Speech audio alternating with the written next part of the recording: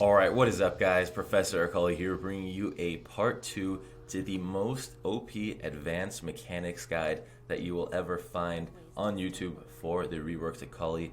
Guys, you gave the last video 5,000 likes and I promised I would do a part 2, and boy do I have a part 2 for you guys. Just sit back, relax, and enjoy the crazy plays that I don't think a lot of you knew existed. There's no way you guys knew about all of them. If you did, comment down below because that's awesome.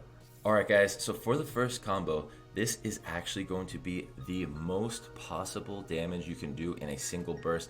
It is going to be the best possible one-shot combo in existence for Akali, and I have actually never shown or explained this before in a video, surprisingly enough, because honestly, there's a part to it that you guys are going to see that doesn't seem too practical, but it's actually by far the best way to guarantee you get that kill late game or mid game or early game. It doesn't matter. I'm going to show you guys what it is now. So basically, check out a normal combo, right? So you go in for an E, you go go ahead and just do everything, right? So that last combo we did 2,400 damage. But now, check this out. This is what we're going to do on top of it. We're going to hit the carry with our E, we're actually going to ult backwards, and we're going to fly into them, hit them with everything, and then we're going to ult, and that's going to do way more damage. I don't know why it says 2,800, but as you guys can see, we're adding in the execution damage on top of everything at the very end. This has actually gotten me so many kills because they don't think about it, but why would you ever waste time going with the E? Because obviously, if you don't have your cooldown thing, so here, I'll show you guys right here. So we're going to turn off cooldowns. When you use your first part of your ult, it takes 3 seconds or 2.5 seconds to get your execution damage ult, but why not just get it ready for when you hit the carry and you can literally just go ahead and fly into them, hit them with the full combo, and then boom, they just get absolutely dumpstered by the amount of damage. This is going to be the best way to kill people. I've honestly been using it in ranked a lot. It's not impractical like it may seem. Really, you're just getting rid of the bad part of your ult, because you're usually doing this combo anyways when you're going in for an assassin, usually nothing more. Assassination one shot. So yeah, let's move on to the next one. Alright guys, so for this next one, I actually want to show you how to clear out waves more efficiently on Akali. Most of you guys wouldn't know this, but you wouldn't think because I'm behind this minion, right, it's going to clear out this wave right here, this one right here, but it actually does. So I'm going to show you.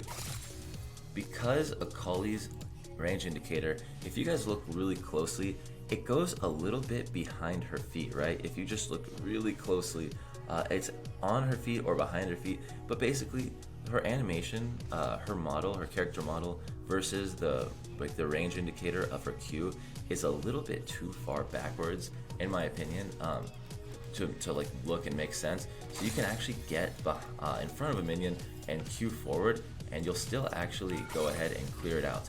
This is very important when you're trying to shove waves as fast as possible mid and top lane, because obviously the faster you shove, you know, the more I messed up that one.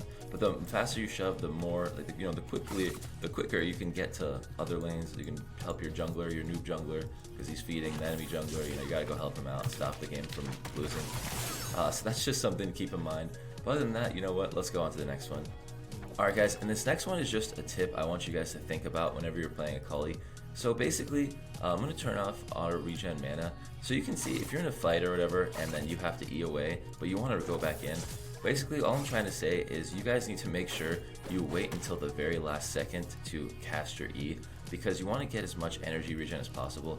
I think this is just something that not a lot of people think about, but you have a good amount of time to recast your E. You might as well take maximum advantage of it. So when you do jump back in and you're playing this squishy, you know, all-in champion that can die to a single freaking spell late game, you're gonna have as much damage and just resources, aka energy, available so you don't die.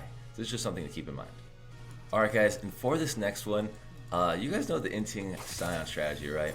Well, let me show you why the Inting Akali strategy is just 20 times better. No, I'm just kidding. But seriously though, this is going to be something you can do if you're running a grass build, because basically, here's what happens when you use Demolish on Akali. You can actually cheat the system. They can't kill you, and you can literally just proc this. You do like freaking 1,000 damage late game, and you can just run back. This is something you can do if you're split pushing bot lane. Say you're doing a 4-1, like your team is all mid, their team is all mid, and then one person's defending against you. Literally, all you have to do, and I think Demolish is on cooldown now, but you can go into Shroud, wait out the cooldown, hit once, and then immediately run back invisible. And that is just such a disgustingly stupid thing you can do. because it's just not fair. Like, imagine being the person defending against that, and then your team just blames you, like, whoa, what the hell? How did Akali take the tower, dude? I thought you were watching it. And it's just like, I can't do anything. I can't attack her. Like, what are you supposed to do against that? So yeah, that's just something cheesy you can do. It's not even cheesy, like, it's very practical. If you have Grasp, definitely go for Demolish, because late game, those procs are going to be doing some serious work. Like, let's just see, watch this thing die here. Okay, well. Alright, well, there we go. Alright, on to the next thing.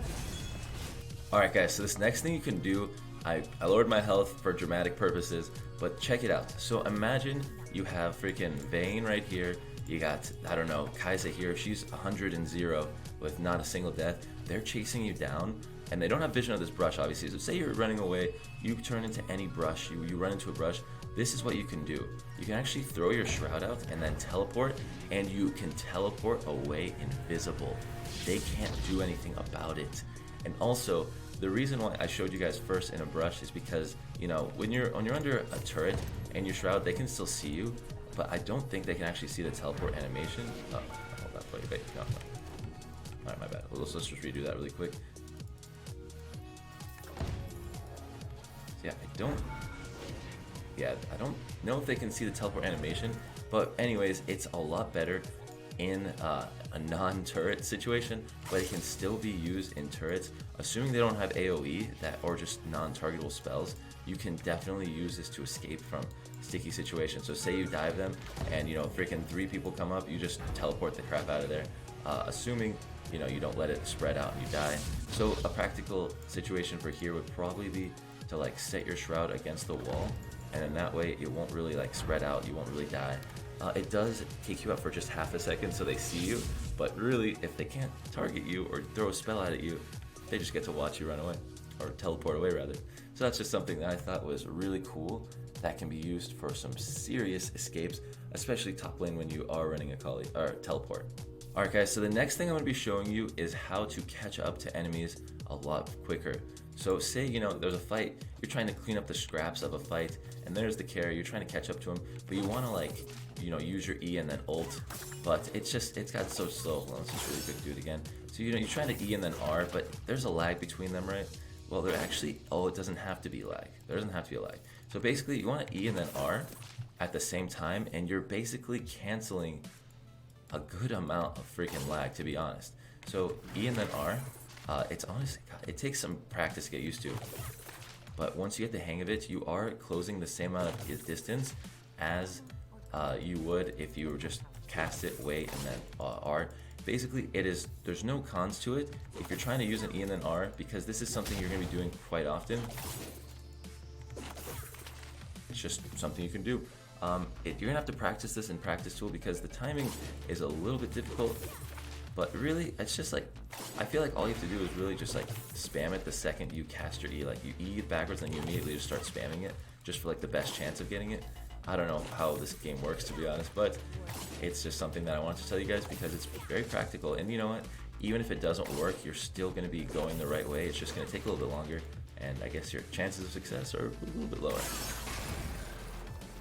For this next tip, I know almost everyone knows this by now because there's been some really funny plays, but I want to just clarify that E has no range max on the range cap. Like, what I'm trying to say is basically if that is an enemy champion and he teleports bot lane, if you get your E mark on them while they're teleporting, you can literally fly to bot lane. And yeah, it's definitely something that can be useful if the enemy top laner you're laning against is like just trying to run under turret, and then they go ahead and just like, they're under turret, they drop, they try to teleport bot, and then they teleport away, they teleport, you can literally just fly at them. That's just something I wanted to just let you guys know because I personally have never mentioned it before in a video, so I feel like it's just something that is really useful if you're top lane once again. A lot of these are for top lane, huh? Well, I mean, it's a very good role for Akali. Alright guys, and for the next tip, I don't know how many of you guys know this one, but this is a really fat wall, right? You wouldn't expect this little jump to be able to get over it, but actually if you get really close and then you cast it, you can go around it, like just around it, like back and forth. But the thing is, you can only do it in like this little area right here because it's the thinnest point of this fat wall. So it's going to take some practice for sure. It's practical if you get the hang of it. never try this for the first time in ranked. Like, you don't want to like be in a situation where your team is all fighting over here and you're just over here and you're like, oh guys, I need to try, and then you just end up failing. But if you can get it down, it can be a huge useful tool, because you can just be like, boom, guys, I'm here so early, let's kill them all, and then they die, and then you win, and then you hit Challenger, and you get into the LCS, and then you. Alright guys, and for this next one, I want to give you guys a small tip on how to be as efficient as possible. Basically, when you recall, you buy your items, right? You want to run out, but immediately use E and W. The reason you do this is because it saves you like maybe 1 or 2 seconds getting back to lane, and your W is going to be up by the time you get back into lane, unless your the enemy team is fighting you around your base. Then you don't want to use those cooldowns, right? Shroud is important, but usually if it's early game especially, or you have a long distance travel like you're sieging their base or whatever, you want to go ahead and recall and then run out and then hitting your E and W. The E is for the jump and the W is for the extra movement speed you get. It's important because, I mean, people don't tend to think about this type of stuff, like something so little can be so important, but you could get 1 CS that'll make you hit level 6 maybe 5 seconds earlier, which will give you a chance to kill the enemy, which will snowball. Like, there is a huge like snowball / butterfly, I don't know, it's a huge snowball effect that I think a lot of people don't really appreciate, but it's a higher level way of thinking that can definitely win you some games and just make you play better in general if you think that way. Alright guys, that is it for the reworked Akali mechanics part 2, the hidden mechanics that a lot of you guys probably didn't know about. I hope you guys did enjoy this video, and you know what? I'm running low on ideas for mechanics and stuff, but there always will be more I can think of. So if you guys want to see a part 3 of this video, we need to get 7.5k likes.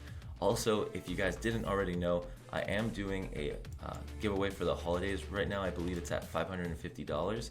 You guys can check that out in the link in the description. It's going to be progressively going higher and higher until Christmas, in which I will be drawing the winners.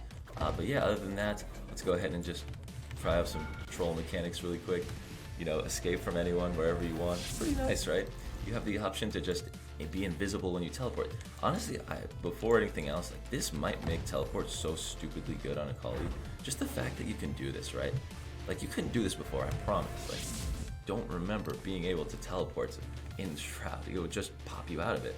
I don't know if this is like a new patch thing. Anyways, this is we're getting off topic. Anyways, yeah, thank you guys so much for watching the video. If you enjoyed, please be sure to leave a like, subscribe if you're new to the channel, and I'm out. Thanks for watching, and I'll see you guys in a new one. Peace. And also check out the giveaway and part 1 of this video. Links in the description.